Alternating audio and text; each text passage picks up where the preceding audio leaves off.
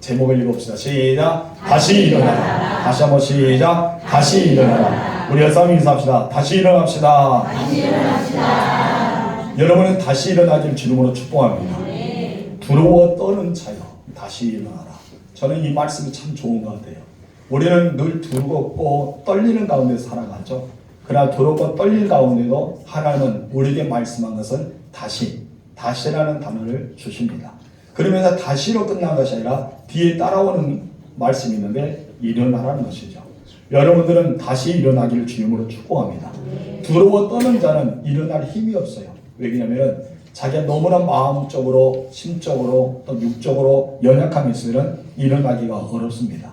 그러나 하나님께서 은혜를 내려주시면, 하나님이 함께 하시면, 하나님이 도와주시면 여러분은 다시 일어날 수 있습니다. 우리 열삼이 인사합시다. 두려워 떠는 자여 다시 일어나라. 시작. 두려워 떠는 자여 다시 일어나라. 여러분 다시 일어나기를 주님으로 축원합니다. 목자의 인도를 받은 양들은 푸른 풀밭과 어떤 심한 물가로 인도함을 받기 때문에 부족함이 없습니다.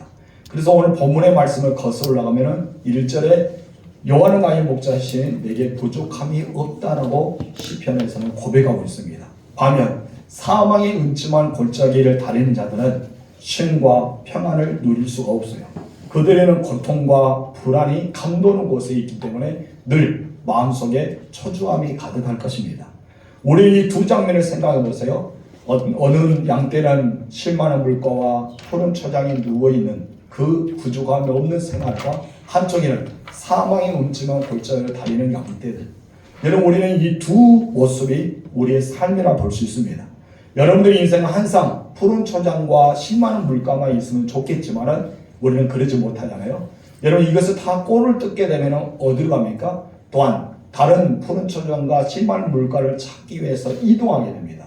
그런데 이동의 관계 안에서 우리는 사망의 음침한 골짜기를 다닌다는 것이죠. 그것을 지나가게 되는데 모든 사람들은 평안함만 있는 것이 아니라 때로는 걱정과 근심과 불안과 내게 찾아오는 내가 감당할 수 없는 두려움이 나타난다는 것입니다. 여러분 이것을 가리켜 사망의 그림자라고 말합니다. 여러분 이것을 가리켜 나의 심적도 죽게 되고 여러분 우리의 마음에 상처가 되고 또 우리 영혼도 갈수록 영적 침체에 빠지게 되는 것입니다.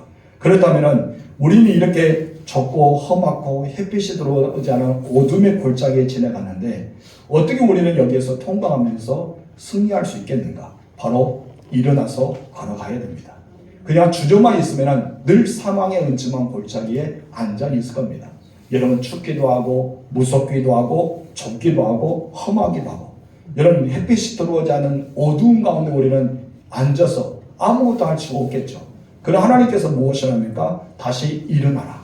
우리에게 다시 일어나라고 말씀합니다. 그리고 아브라함이 약속한 것이 있잖아요. 아브라함에게 어떤 롯과 함께 자기가 가지고 있는 땅을 다 이렇게 관리하지 못했습니다. 그래서 조카 롯과 함께 이제 서로 헤어질 수밖에 없는 상황이 되지 않습니까? 그럴 때 아브라함이 말합니다. 네가 우하면 나는 자하고 네가 자하면 나는 우하겠다라고 할 때 조카 롯은 소할 땅 정말 소돔과 고모라에 있는 그곳에 선택해서 가는데 아브라함이 바라본 것은 삭막한 땅이었습니다. 그냥 광야 같은 땅이었죠. 그런데 하나님께서 무엇을 합니까? 아브라함이 주저앉고 있었던 것 같아요. 그때 아브라함이 하신 말씀이 일어나라 라고 말씀합니다. 아브라함아 일어나라. 네가 지금 이제 바라보는 땅을 그냥 한숨을 쉬고 야 여기서 어떻게 양육을 기르지? 여기서 어떻게 우리가 터전을 삼지? 여기서 어떻게 우리가 무엇인가 해볼 수 있지? 이것을 바라볼 때는 아무것도 보이지 않았어요. 그냥 삭막한 땅이기 때문입니다. 근데 하나님께서 일어나라는 여러분 일어나라면서 그냥 끝난 것이 아니라 바라보아라 라고 말씀합니다. 바라보아라. 저는 이 말씀이 너무 좋았다고 생각합니다. 일어나서 끝난 것이 아니라 바라볼 수 있는 삶. 그리고 바라보고 나서 무엇입니까? 걸어가라. 동서남북 좌로 우로 행으로 걸어다녀라. 네가 밟는 땅은 다 내게 주겠다라고 하면서 움직여보라고 말씀합니다. 여러분들은 일어남으로 끝난 것이 아니라 바라보십시오. 여러분의 비전을 바라보고 여러분 영적인 흐름을 바라보고 여러분들이 소망한 것을 바라보고 걸으시기 바랍니다. 그리고 걷고 그 땅이 바로 나의 땅이 된다는 것을 기억하실 주님으로 축복합니다. 여러분 목자는 늘 시선을 양들에게 있습니다. 하나님의 시선은 여러분에게 있어요. 날마다 여러분들을 살피고 여러분들을 보호하고 여러분 가운데 시선을 두고 있다는 사실은 우리는 잊어서는 안 돼요. 여러분 저번에도 우리가 말씀을 통해서 하나님 나를 잊으셨는가? 하나님은 어디 계십니까? 우리는 그렇게 고백할 수 있지만 하나님은 언제나 내가 거기 있었어. 내가 너와 함께하고 있어. 너를 떠난 적이 없어 라고 말씀합니다. 우리는 사망의 음침한 골짜기를 달릴 때 하나님은 과연 어디 계신가? 하나님은 과연 나를 잊으셨는가? 하나님은 과연 이런 상황 가운데 왜 나를 가만두실까? 우리는 그렇게 생각할 때가 있다는 것입니다. 그런데 그것은 나의 생각이었습니다. 우리의 푸른 풀밭으로 실만한 물가로 인도하기 위해서 지나가야 될 과정이 무엇이라고요? 사망의 음침한 골짜기입니다. 영적인 기쁨, 은혜의 현장, 역전의 역사를 경험하기 위해서는 모든 사람들이 다 어디를 통과해야 됩니까? 바로 사망의 음침한 골짜기를 통과해야 된다는 것입니다. 여러분 중에 혹시 사망의 음침한 골짜기를 지나가고 있습니까? 그러다면 여러분들은 사망의 음침한 골짜기만 바라보지 마시고 나와 함께 하신 하나님을 바라보시기 바랍니다. 그리고 하나님의 손을 붙잡고 한 걸음 한 걸음 사망의 음침한 골짜기를 통과하는 여러분 되실 주으로 축복합니다. 우리는 그것이 어려운 상황만 바라보는 우리의 시선이 잘못되었습니다. 여러분들은 그 어려운 현장만 바라보지 마시고 하나님을 바라볼 수 있는 시선을 가지시길 바랍니다. 특히 이런 상황 가운데는 마음의 아픔이 있어요. 그래서 인간관계에 통해서 아픔이 있고 배신을 당해서 우리가 정말 상처를 받는 사람도 있고, 여러분 사람의 이별을 통해서 상처가 되는 사람도 있습니다. 때로는 신앙생활하면서 느끼는 영적 침체에 빠져서 헤어나지 못하는 상황들도 있습니다. 경제적인 어려움을 통해 생활에 어떤 힘든 여건에 살아가는 사람도 있겠죠. 계속되는 넘어짐을 통해 어떠한 일도 할 수 없는 그런 실패와 좌절 속에 있는 사람들도 있을 것입니다. 이 모든 사람들을 보면 다 지금 이제 어디를 걷고 있어요? 사망의 음침한 골짜기를 걷고 있다는 것입니다. 근데 우리는 사망의 음침한 골짜기만 달리는 것이 아니라 반드시 하나님께서 내게 부족함이 없도록 하여 주시는 푸른 초장과 실만한 물가가 예비되어 있다는 것이죠. 아멘. 그래도 우리는 미래의 소망을 바라보고 전제해야 됩니다.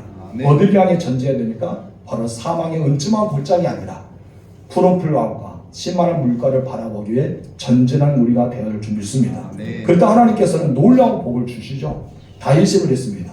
다윗은 늘 하나님의 주시는 은혜 가운데 살아왔습니다. 그래서 다윗은 목동에서 사자와 싸워서 승리하게 되었고, 또한 골리앗을 물리쳐서 이스라엘의 영웅이 되었고, 또 사울의 어둠에는 사이가 되어서 승부 장구할 줄 알았는데 어떻게 됩니까? 사울이 계속 죽기 위해서 그를 쫓아다녔고, 다윗은 늘 피신하며 살았잖아요. 말년은 어떻습니까? 믿었던 압살롬 아들을 통해서 배신을 통해서 또 도망치는 신세가 되었고, 늘 이런 것을 바라볼 때는 여러분 이 다윗은 사망의 음침한 골짜기를 너무나 많이 다녔습니다. 그런데 하나님께서는 그때마다 언제나 그곳에 계셨습니다. 그리고 함께 하심을 느꼈습니다. 여러분들은 두려워 떠는 자가 될 수 있습니다.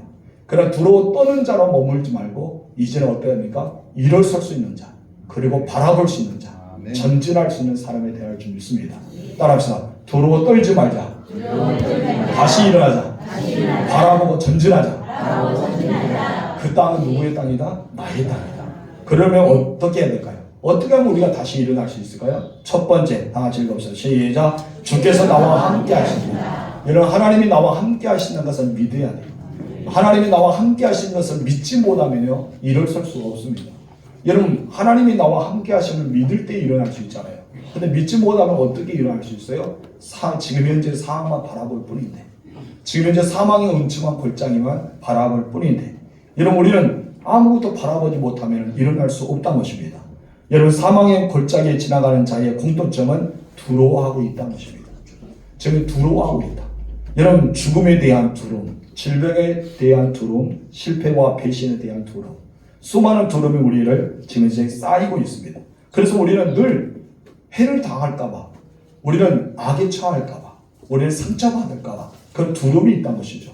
여러분 한 가지 중요한 사실은 하나님을 보지 못하기 때문입니다. 우리 4절 말씀 보겠습니다. 시작. 내가 사망의 음침한 골짜기를 다닐지라도 해를 두려워하지 않는 것은 주께서 나와 함께 하셨습니다. 여러분 해를 두려워하지 않는다. 여러분 해를 두려워하지 않는다는 무슨 말입니까? 바로 악을 두려워하지 않는다. 악한 자, 나를 해하는 자, 나에게 있어서 힘들게 하고 경제적으로 물질적으로 때로는 우리에게 건강을 통해서 질병을 통해서 수많은 것들로 나에게 힘을 가해서 나를 두렵게 하는 것들을 통해서 우리는 두렵지 않는다는 것입니다. 그런데 왜 두렵지 않는다고 그 이유를 말합니까? 하나님이 나와 함께 하신다는 것입니다. 하나님 나와 함께 하시면은 우리는 어떤 상황 가운데도 두려워하지 않습니다. 우리가 지금 이제 처하고 있는 것은 바로 사망의 음침한 골짜기로 압도하는 상황이에요. 지금 이제 우리가 억압을 받은 상황입니다. 앞을 보아도 뒤를 보아도 양쪽 옆을 보아도 하늘 보아도 사망의 음침한 골짜기 우리를 쌓이고 있습니다. 우리는 전혀 무엇인가 소망이 발견하지 못한 상황에 갈 수도 있습니다. 그런데 하나님께서는 계속해서 우리에게 말합니다. 너 두려워하지 마. 내가 너와 함께야. 나는 너희 하나님이 됨이야. 너를 붙잡아 줄 거야. 계속해서 우리에게 말씀하고 있습니다. 여러분은 주님과 함께 한다는 사실, 이것이 너무나 중요하기 때문에 이것을 믿고 걸어가시 바랍니다. 하나님은 문제보다 더 크셔요. 하나님은 창조주십니다. 우리를 구원하시는 구원자입니다. 세상의 모든 문제를 다스리는 분이 누굽니까? 하나님이십니다. 그렇기 때문에 예수님께서 바람을 잔잔하게 하시고 파도를 멈추게 하시고 또한 예수님 물 위로 걸으시며 수많은 질병 있는 자를 고치시는 그 하나님께서 여러분과 함께 하시기 때문에 이런 두려워하지 마시기 바랍니다. 그래서 우리의 시선은 언제나 사망의 음침한 골짜기를 바라본 것이 아니라 누구를 보아보라? 바로 예수님을 바라보라. 우리 하나님을 바라보면서 나아가야 믿습니다. 이렇게 하나님의 권능이 임할 때, 또 하나님과 나와 함께 하시는 은혜를 경험할 때 우리는 두려움이 사라지고 내 마음에는 평안으로 가득 찰 수가 있습니다. 문제는 내 마음이 두렵기 때문에 일어나지 못한 거예요. 내 마음이 평안하지 못하기 때문에 전진하지 못한 거예요. 내 마음에 공포에 쌓여있기 때문에 바라보지 못한 것입니다. 나는 바라보지 못하고 시선을 어디에만 둡니까? 문제에만 두고 환경에만 두고 사망 음침한 골짜기를 두는 것이죠. 그럼 우리가 일어서 보십시오. 일어서 보면 더 멀리 보일 수 있습니다. 그리고 또한 앞으로 전진해 보십시오. 그럼 내가 나아갈 수 있는 길이 보인다는 것입니다. 여러분, 말씀이 여러분을 이끌어가는 사람은 바로 말씀이 여러분의 삶의 등불이 되시고 여러분의 삶의 길이 되시며 여러분의 삶의 비전과 소망이 되신다는 사실을 기억하시고 말씀의 인도하를 받는 사람이 되시길 주님으로 축원합니다. 그래서 두려움에 대한 처방은 하나님이 나와 함께 하신다는 믿음이에요. 두려움에 대한 처방은 무엇이라고요? 하나님이 나와 함께 하신다는 믿음. 이 믿음이에요. 그래서 이사야 선지자도 이스라엘 백성들에게 무엇이라 선포합니까? 두려워하지 말라라고 말합니다. 무엇을 하지 마라? 두려워하지 말라. 왜 두려워하지 말라고 했었습니까? 바로 내가 너와 함께한다. 하나님이 나와 함께 하시기 때문에 두려워하지 말라고 선포하고 있습니다. 우리 이사야 41장 10절 말씀 읽겠습니다. 시작. 두려워하지 말라. 내가 너와 함께합니다. 놀라지 말라. 나는 내 하나님이 되니라. 내가 너를 굳세게 하리라. 참으로 너를 도와주리라. 참으로 나의 의로운 오른손으로 너를 붙들리라. 아멘. 하나님께서 두려워하지 말라. 놀라지 말라. 내가 너를 도와주겠다. 나는 너의 하나님이야. 계속해서 우리에게 말씀하고 있습니다. 하나님이 나와 함께 하심에 가장 느낄 수 있는 상황은 바로 내가 두려움 속에 있을 때, 내가 실패 속에 있을 때, 내가 무엇인가 모르게 억압 속에 있을 때 하나님을 바라볼 수 있는 시선이 열릴 때 그것을 느끼게 됩니다. 여러분, 어린아이가 무서울 때 누구를 찾죠? 부모님을 찾죠. 엄마나 아빠를 찾습니다. 그런데 엄마나 아빠가 있으면 어떻습니까? 두려움이 사라져요. 평안함을 얻습니다. 나에게 두려움이 있을 때 전능하신 하나님을 발견하고 그 하나님께 시선을 고정시키고 나아가면 내 마음에는 두려움이 사라질 것입니다. 왜 두려움이 사라집니까? 하나님이 나와 함께 하시고 하나님이 나를 도우시고 하나님께서 나를 통해 그 역사의 길을 열어주시기 때문입니다. 그렇다면 하나님께서 어떻게 나와 함께 하실까요? 우리 4절 중간 말씀 읽겠습니다. 시작. 주의 지팡이와 막대기가 나를 안위하시느니라. 아멘. 어떻게 하신다고요? 주의 지팡이와 막대기가 나를 도와주는 것이죠. 우리 주님의 지팡이와 막대기가 나를 도와주는데, 지팡이는 목자들의 지팡이는 앞에 이렇게 뉴턴으로 꺾여 있죠. U자 모양으로 됐습니다. 이것은 그냥 있는 것이 아니라, 여러분 사막지들은 주로 낭떠러지가 많잖아요. 절벽 가운데 있습니다. 양들을 꼭 그리 가고 싶어요. 그래서 낭떠러지 가에 있을 때나 아니면 낭떠러지 밑에 절벽에 이 양들이 있을 때는 U자 모양 된 지팡이로 그 양들의 목을 가지고 끌어줍니다. 그래서 건져주는 역할을 해요. 그리고 또한 이 곁길을 갔을 때 그 지팡이로 곁길로 가지 말라고 옆구리를 토닥토닥 치죠. 그 양들이 어떻습니까? 옆으로 가다가 목자의 지팡이를 통해 앞으로 단단하게 갈 수가 있습니다. 그리고 또한 이 지팡이는 그만 된 것이 아니라 이 양들의 구원의 은혜가 임하는 거고 양들을 인도하는 사랑의 도구로 쓰여진다는 것이죠. 또한 이 지팡이와 막대기는 또 어떻게 됩니까? 바로 무기의 역할을 합니다. 사나운 맹수가 달려들 때 지팡이 이 밑에 끝들에는 날카로운 이런 쇠족과 같은 것이 붙어 있어요. 그래서 이 맹수를 이렇게 무찌를 수 있는 그런 무기의 역할도 합니다. 그래서 이 지팡이는 어쩌면 무기의 역할도 하지만 사랑의 도구의 역할도 한다는 것을 우리가 보여줍니다. 하나님께서 이 다윗의 마음에 주었던 것은 바로 하나님이 너와 함께 하셔. 너를 이끌어 줄 수 있어. 네가 벽걸이 갔을 때 하나님 너를 옳은 길을 인도하고 네가 사망의 음침한 골짜기에 빠져 있을 때 너를 건져 주신 분이고 어떤 밀수가 달려고 그런 사나운 짐승이 달릴 때 내가 너를 싸워서 승리하게 할 거다. 이 말씀을 주시는 내용이 막대기와 지팡이와 함께 하신다는 말씀 중에 하나입니다. 여러분은 하나님의 자녀입니다. 하나님의 자녀는 반드시 하나님께서 함께 하십니다. 그리고 여러분들을 도우십니다. 여러분들을 보호하십니다. 안위하신다고 말합니다.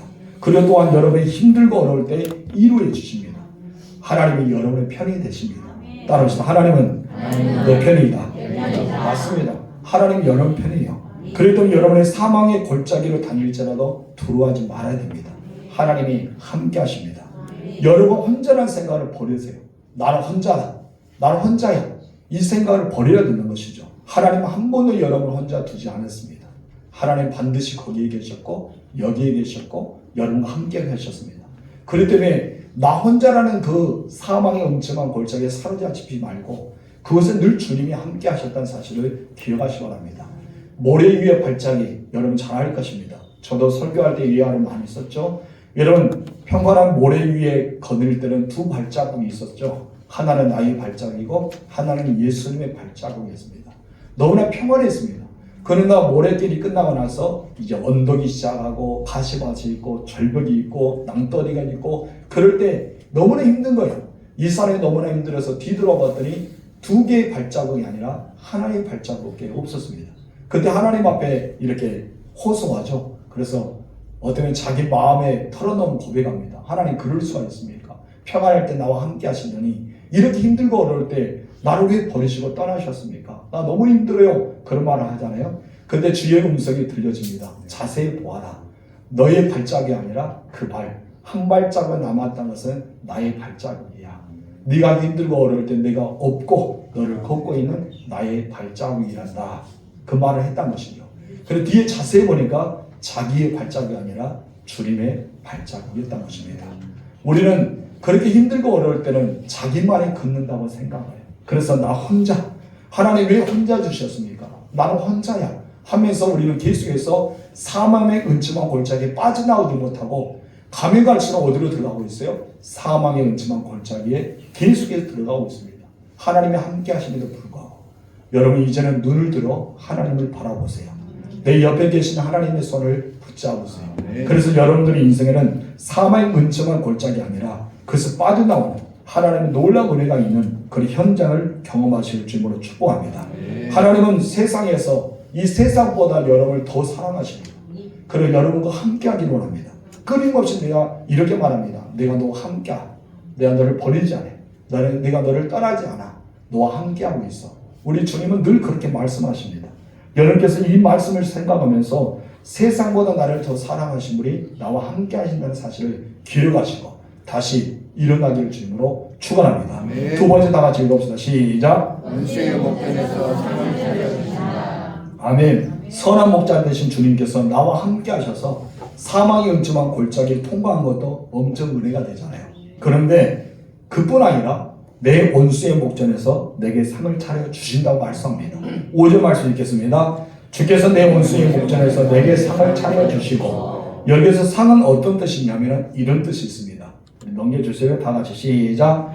내 보낸다. 펼쳐놓다. 내 보내다. 펼쳐놓다는 뜻을 가지고 있어요. 영어로는 테이블, 식탁이라는 뜻을 가지고 있습니다.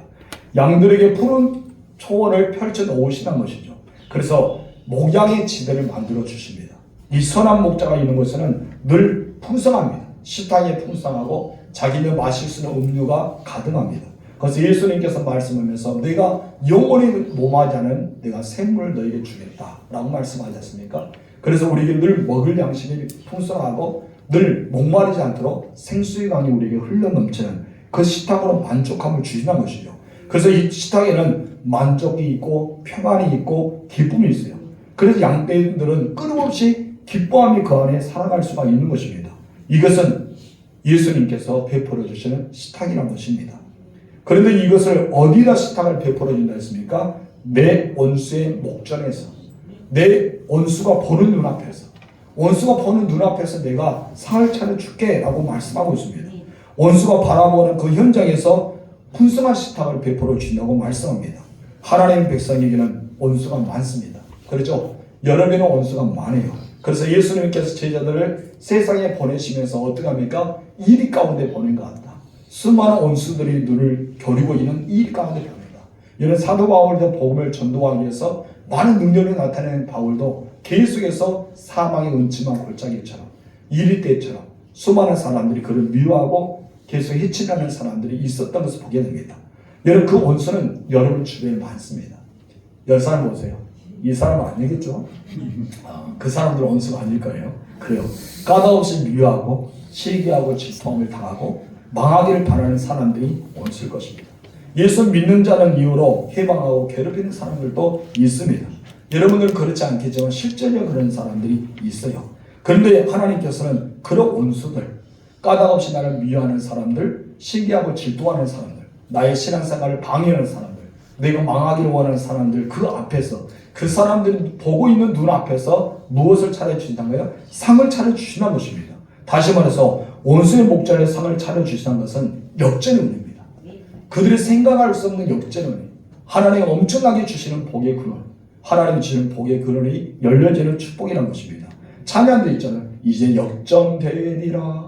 바로 역전되리라. 그 찬양의 고백처럼 우리의 모든 사람은 역전의 은혜를 주시는 것입니다. 역전의 은혜를 경험했던 사람 세 사람을 소개하는데 그 중에 한 사람이 요셉입니다. 요셉은 형들의 미움을 받았어요. 아버지의 사랑을 되찾이한 것도 있겠지만 여러분 형들이 늘 미워했어요. 그러다가 자기들 돌보기 위해서 왔던 이 요셉을 팔아버립니다. 이스마엘 사람들을 팔아버리고 이스마엘 사람들은 애굽에 가서 여러분 애굽의 사람 보디발에게 팔지 않습니까? 그렇게 억울한 인생을 살아가지만 하나님께서는 역전을 시킵니다. 요셉을 애굽의 총리로 만들어 주십니다. 그리고 마침내 형들이 그 앞에 무릎 꿇게 되죠. 형들이 무릎 꿇어서 자기의 죄를 실토하게 되고 용서를 구하게 됩니다. 형들 앞에서 상을 차려주신 거예요. 엄청난 놀라운 축복 아닙니까? 또 한 사람이 있습니다. 바로 모르드게입니다. 이 모르드게는 바사 제국 통치했던 아수에로의 왕 안에 살아가고 있었습니다. 그런데 이 모르드게를 싫어했던 사람이었어요. 누구냐면 바로 바사 제국의 총리 하만이 있습니다. 하만이 계속해서 싫어해요. 왜냐하면 모르드게가 다른 사람은 다 인사를 하고 절하는데 이 모르드게는 여러분 일편단심 하나님만을 섬겼어요. 하나님 외에는 절하지 않았습니다. 그래서 하나님 중심으로 살아가기 때문에 하만이 너무나 싫어요. 그래서 이 모르드게를 죽이기 위해서 높은 장대를 달기 시작합니다. 그래서 모든 사람들이 보면서 너희가 나에게 잘못하면 모르드게처럼 저렇게 장대에 높이 달려 죽을 거야 하면서 보여주고 싶어서 그것을 달기 시작하죠. 그러나 하나님께서 그날 밤 이 모르드게를 달기 위해서 계획했던 그날 밤에 이 왕이었던 아수르의 왕에게 잠을 못 자게 합니다. 그래서 자기를 지켜주고 있던 사람이 누군가 보았더니 누가 나온 거예요? 바로 모르드게 나오죠. 이 모르드게는 여러분 음모를 깨하는 자를 이렇게 고소했어요. 그래서 왕의 생명을 보전해 주었던 사람입니다. 그런데 모르드게에 어떤 상도 주지 않았어요.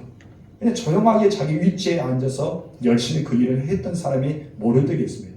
이 왕이 감탄합니다. 그래서 하만을 부르잖아요.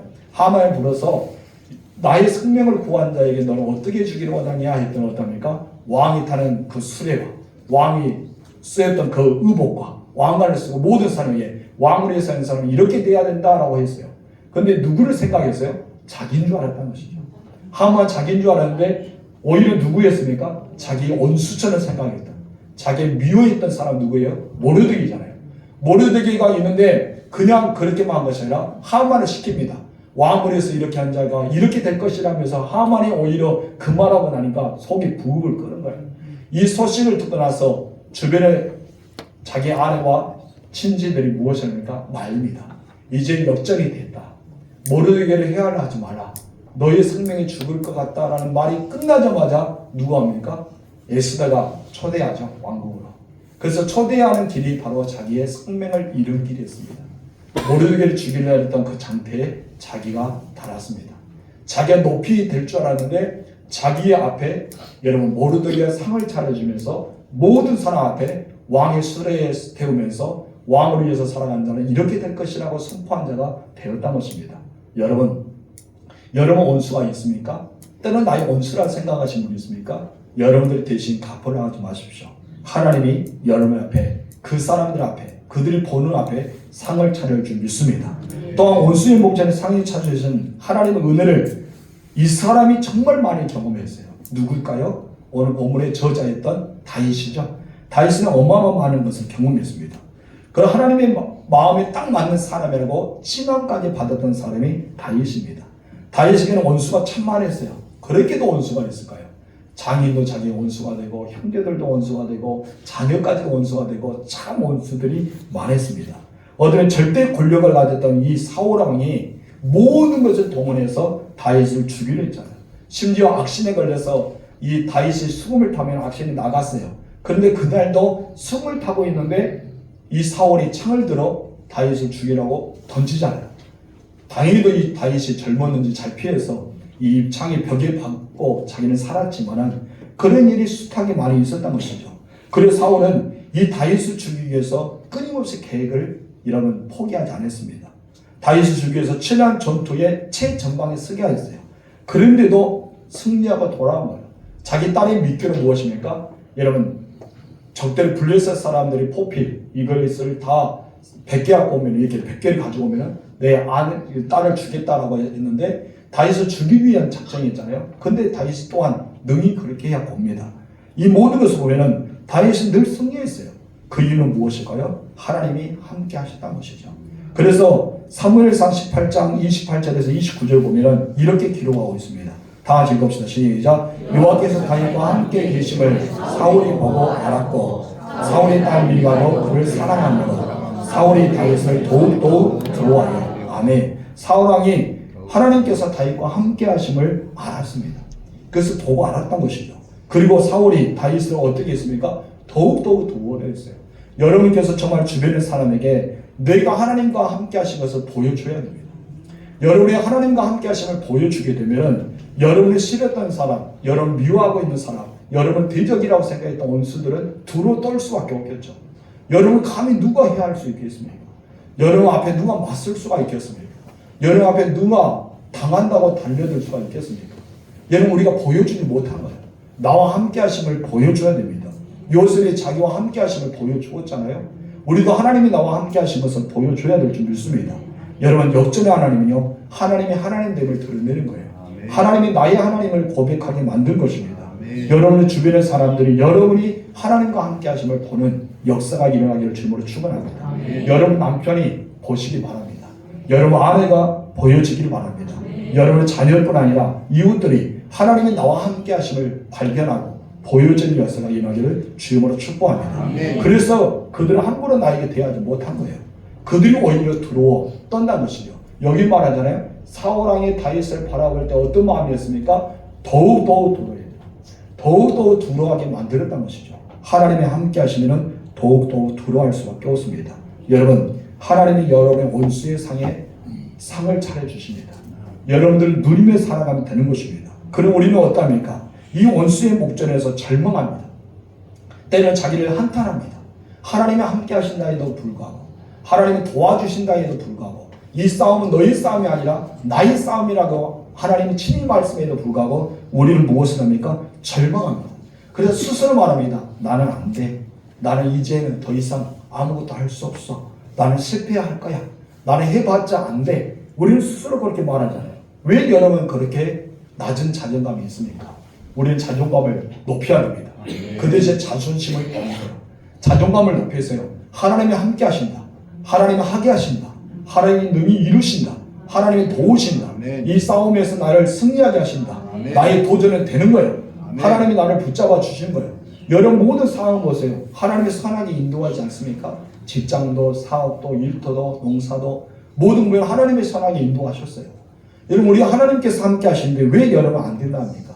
여러분 두려워 떨고 주저앉지 말고 두려워 떠는 자가 대대 하나님을 바라보고 어떻게 해야 됩니까? 일어설 수 있어요. 일어서서 어떻게 해야 되고? 바라보고 그냥 주저앉지 말고 그냥 바라보고 서지 말고 어떻게 해라? 전제해라. 전제해서 하나님 주는 비전을 찾아라는 거예요. 하나님 말씀하셨잖아요. 아브라함에게 네가 걸어가라. 네가 받는 땅은 내가 주겠다. 도전하는 것입니다. 여러분 도전하세요. 일어나서 그냥 바라만 보지 마시고 일어나만 있지 마시고 전진하면서 도전하시기 바랍니다. 하나님의 계획은 우리의 계획과 다릅니다. 하나님 여러분에게 생명과 평안과 승리의 길을 내다 보여주셨습니다.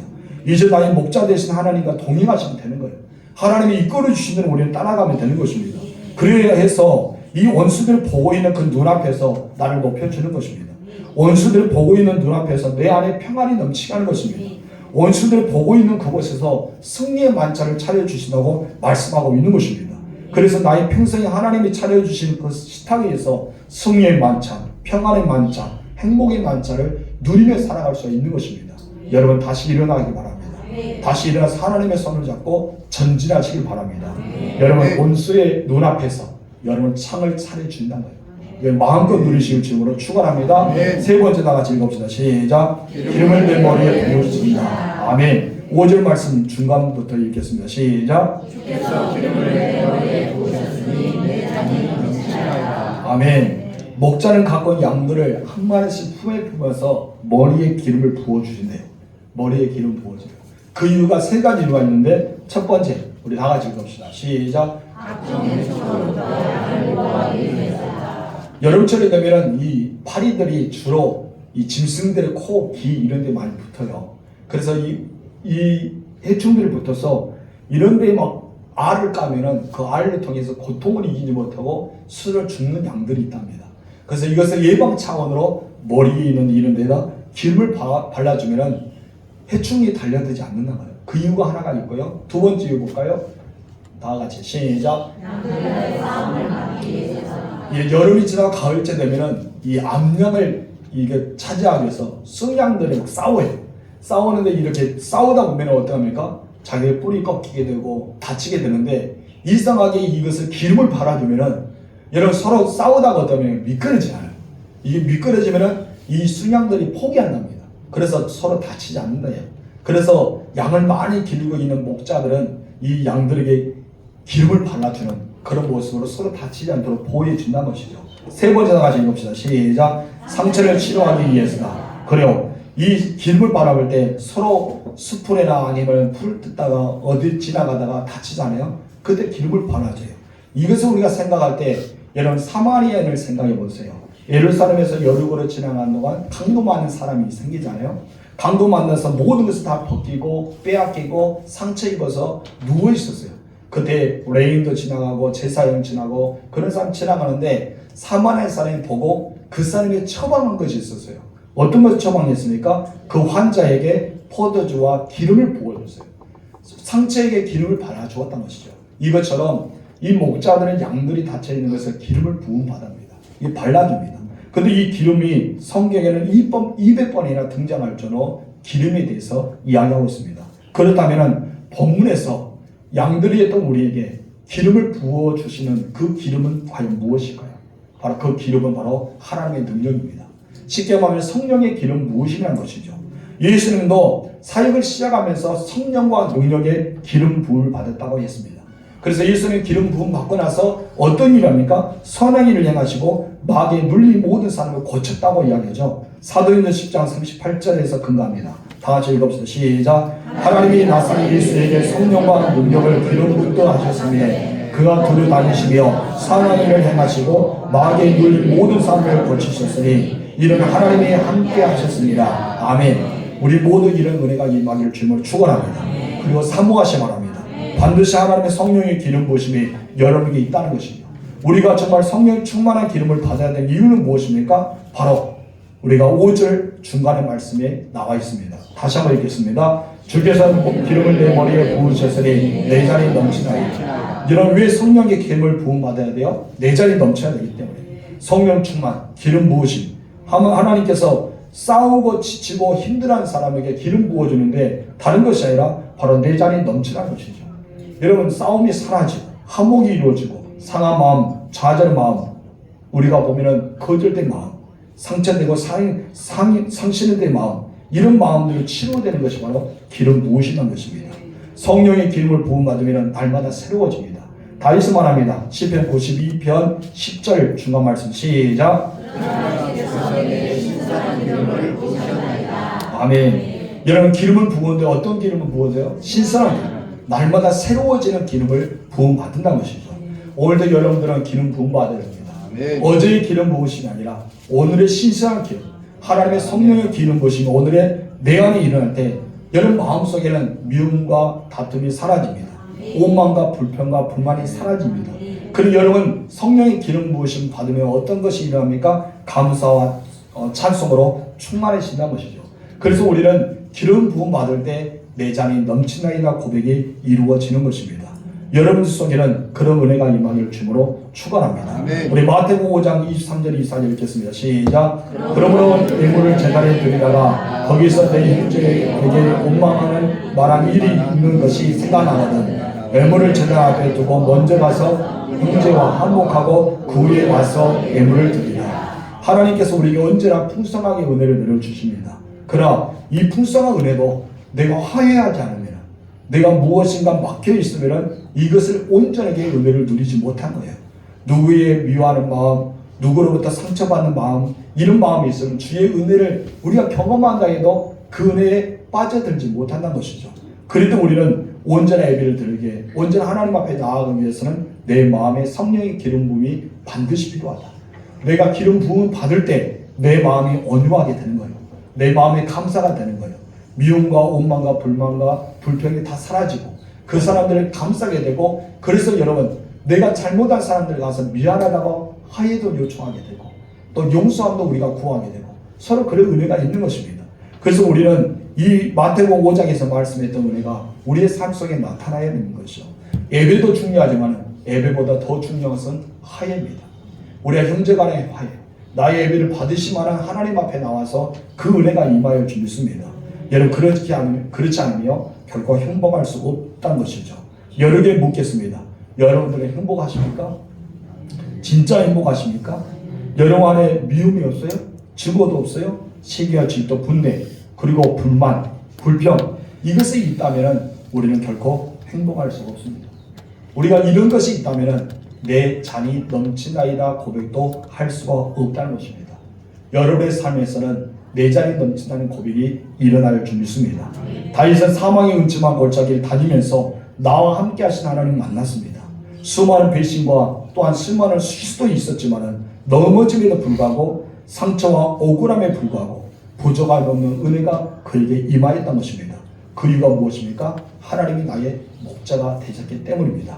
1절 말씀 읽겠습니다. 여호와는 나의 목자시니 내게 부족함이 없으리라. 여러분 이런 목자가 되신 분은 때를 따라 돕는 은혜를 주기 때문에, 다윗이 때를 따라 돕는 은혜를 경험했기 때문에 부족함이 없다고 고백하는 것입니다. 그래서 결국에는 하나님께서 딱 마음에 맞는 사람이 되어 하나님의 뜻을 이루게 되지 않습니까? 저는 여러분들이 그런 은혜를 받았으면 좋겠어요. 그래서 하나님 앞에 딱 맞는 사람이 되어 하나님께 여러분을 통해서 크게 쓰이는 사람, 하나님께 멋지게 쓰임받는 사람이 되셨으면 좋겠습니다. 그리고 여러분의 인생의 마지막에는 어떻게 살아야 됩니까? 우리 6절 말씀 읽겠습니다. 내 평생의 선하심과 인자하심이 반드시 나를 따르느니 내가 여호와의 집에 영원히 살리라. 아멘. 늘 여호와의 집에 영원히 사는 미래적인 축복이 일어나기를 주님으로 축원합니다. 그래서 다윗은 고백한 거예요. 무엇이라 고백합니까? 내 잔이 넘치나이다.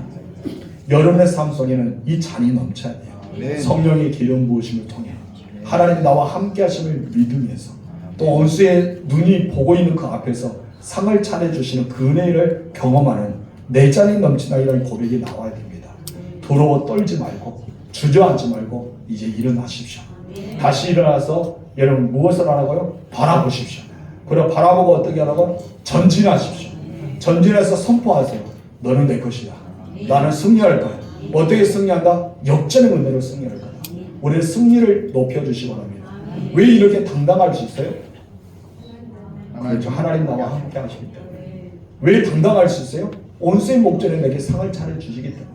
왜 당당하십니까? 내 잔이 넘치기 때문에. 여러분 이런 사명을 가지고 2024년 승리하세요. 여러분 어떤 사업의 목표를 가지고 있습니까? 직장생활에서 어떤 목표를 가지고 있습니까? 여러분 삶에서 어떤 기도의 제목이 있습니까? 그것을 바라보면서 주저앉지 말고 이제 일어나세요. 두려워하지 말고 전진하세요. 하나님 여러분과 함께 하십니다. 절대 안 떠나요. 여러분이 떠날지 하나님은 안 떠납니다. 하나님이 정말 강력, 초강력, 그것도 강력 접차체예요. 하나님 딱 붙으면 안 떠납니다. 여러분 아무리 떼고 싶어도 하나님은 절대 안 떨어져요. 근데 여러분 떨어졌다고 생각하죠? 하나님은 거기에 그대로 있었어요. 늘 하나님 거기 있습니다. 여러분 하나님과 동행하시기 바랍니다. 기도할까요? 이 시간 여러분 기도할 때 다 같이 기도했으면 좋겠습니다.